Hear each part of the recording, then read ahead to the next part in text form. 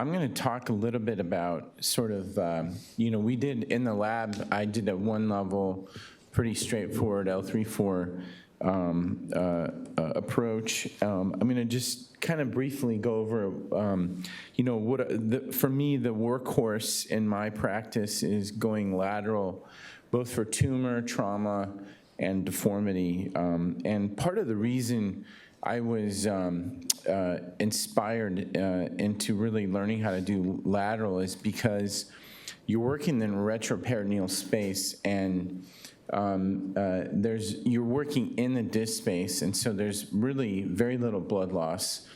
And as everyone's been kind of talking about today, it's minimally invasive surgery, minimally disruptive surgery.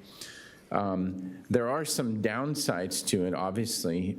You increase the amount of floor exposure that you have as a surgeon.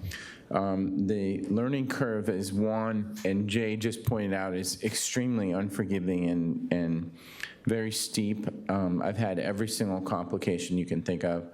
Femoral nerve injury, bowel, large colon, small colon, kidney, pneumothorax, hemothorax, all those things can happen. The lumbar plexus is very treacherous, and just understanding a 3D anatomy as a neurosurgeon was very challenging, and something that's taken me a long time. I feel like I'm still learning.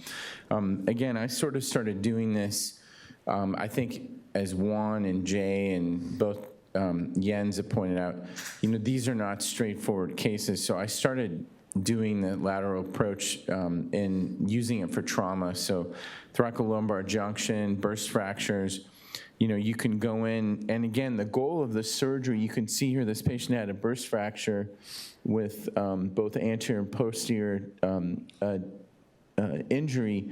The patient ended up, this is still a burst fracture that's unstable. So even though I went lateral, and you can see on the image here, I went very posterior, took out the bone fragment, but then this patient also needs a posterior fixation. So the goals of the surgery, regardless of how you do this procedure, is still to get a fusion, good realignment, and to stabilize the fracture and to get neural decompression.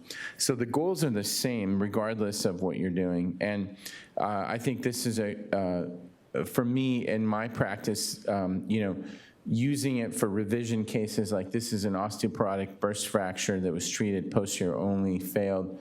We did a lateral corpectomy and then put a lateral plate on. And again, you can see she's got osteoporosis, so I went back and did a posterior fusion as well. And for these, the thoracolumbar junction, it's kind of no man's land.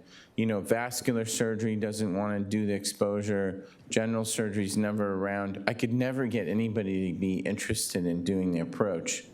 And so I spent a lot of time here in the lab at Seattle Science Foundation and really mastered the attachments, the cruce, the diaphragm, the chest wall. How do you manage all this whole area? And really, it's now my workhorse for doing cases like this. And again, you can see, for a fracture like this, you have to go, look how much retropulsion there is going posteriorly. When you're doing your lateral approach, you place your retractor. So I'm pointing all the way back. I use a microscope, a drill out the pedicle, find the foramen, take out the posterior wall, and then stabilize the patient posteriorly. And once you feel comfortable, and again, these are much bigger cases, I started applying it to, for example, calcified thoracic discs. So here's a patient. You can see on this image, this is the thoracic disc. It's going all the way back. The cord's almost gone. This patient had 3 posterior approaches. She had a transpedicular, she had a laminectomy, and then they did a revision costotransversectomy and then bailed when they lost the neuromonitoring. And so can you imagine, now you have this patient, she was becoming paraplegic. There's no way I'm going to go in again posteriorly. You're asking for trouble. So I used a lateral approach, and you can see my retractor here. It's pointing posteriorly under the microscope. I drilled out. You can see I basically went all the way across the vertebral body, and I didn't even attempt to touch the actual calcified disc. I just left it. I went all the way across, and then I just went in. This is actually a case Jens and I did. I went back in and just put in posterior fixation. Didn't even attempt to do a decompression posteriorly. All the decompression was done anteriorly. You can see I left the calcified disc. Didn't even try to take out the calcified disc. And the more comfortable you feel doing this approach, for me now, lateral surgery for tumors is I use it all the time. These patients usually have multiple comorbidities, doing a big shark bite incision, going through the plexus is a huge operation versus just going in laterally. And you can see, again, how much of the tumor we got out, and you can see the nice amount of lordosis and the size of the end plate coverage from the cage you can get. And again, this patient had minimal blood loss, small incision, was ambulating on postoperative day 1. You can see even on this case, you can see how much retropulsion there is. We're able to go back in posteriorly and get the rest of it out. And then this is another case this is actually a case that if you compare, the one on the left here is a case that was done about 10 months ago by Charlie Sanser. You can see how big of an incision it is. And there's multiple retractors. There's like 5 or 6 surgeons in the room. And then you can see my incision is over there. It's almost like a Band-Aid. So what would you rather have, the small incision or the larger incision? I would take the smaller incision. So, again, using this for revision, this is another case that Jens and I did. This was a patient who had a burst fracture that was treated, and she actually had a shark bite incision. It was very anterior, and we went posterior to that, cut the cage out. You can see it there. We cut the cage out in the middle and then put in a large anterior cage. And again, just to review for everybody, the most important thing when you're doing lateral surgery is the lumbar spine.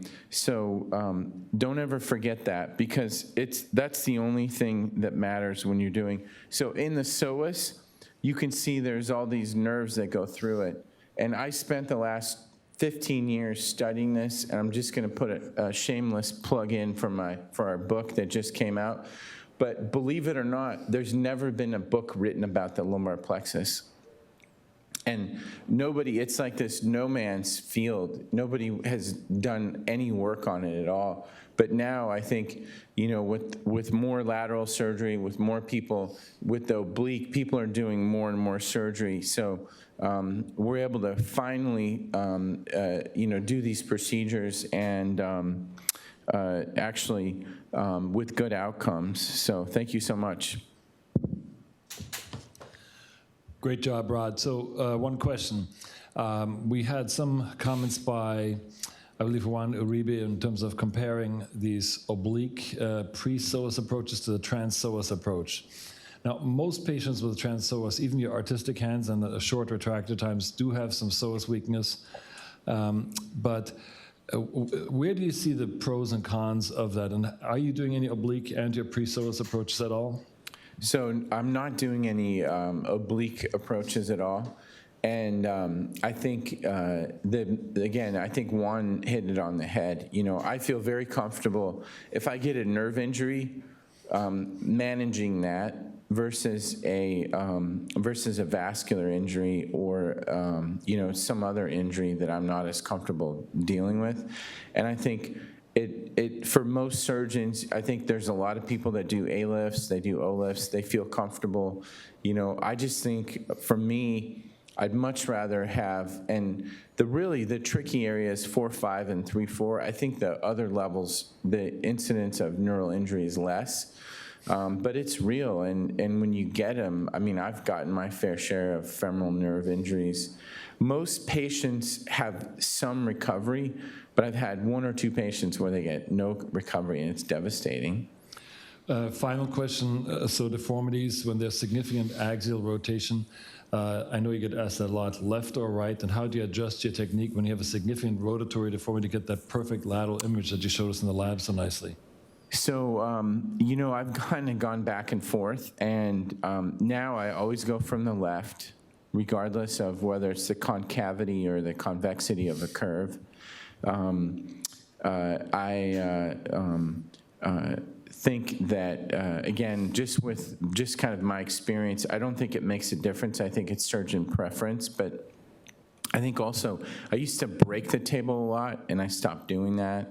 And I do think retraction time is a big issue that's often overlooked. And so, you can't, there's a big difference between doing a 2-hour lateral procedure versus 20 minutes. Sure. Good stuff. And I ask the audience to stay tuned for a lecture by Dr. Paul Park on navigated lumbar interbody fusions to take that to the next level.